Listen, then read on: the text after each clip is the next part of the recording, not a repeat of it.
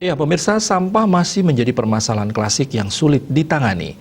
Untuk mengatasi tidak cukup dengan peran pemerintah, pejabat daerah sampai instansi terkait.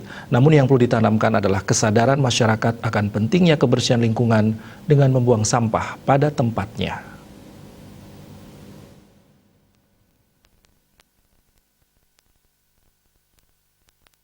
Menurut Sekretaris Desa Besakih Nyoman Artana, saat ini kesadaran masyarakat akan ketertiban membuang sampah pada tempatnya belum maksimal, sehingga masih banyak dijumpai sampah berserakan sehabis melakukan persembahyangan di Pura Besakih, terlebih sampah plastik yang susah diurai dan menimbulkan zat beracun jika dibakar di alam bebas. Untuk itulah dirinya berharap masyarakat sadar diri membuang sampah pada tempatnya sehabis melakukan persembahyangan atau membawa pulang kembali sampahnya, karena pada hakikatnya umat tangkil ke Besakih untuk bersembahyang, bukan malah mengotori tempat suci dengan beragam sampah. Tangkil ke Besakih sehingga sampah-sampah plastik yang tentunya berserakan ini biar berkurang di masa yang akan datang. Kita ingin sekali pemahaman terhadap sampah niki biar betul-betul warga masyarakat Pemedek Sanet tangkil ke Besakih biar bisa juga membawa sampahnya kembali atau membuang di tempat yang sudah disediakan.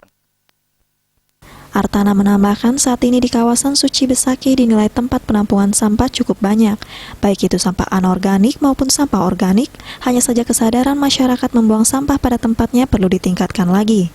Agus Sudiatmika, Bali TV.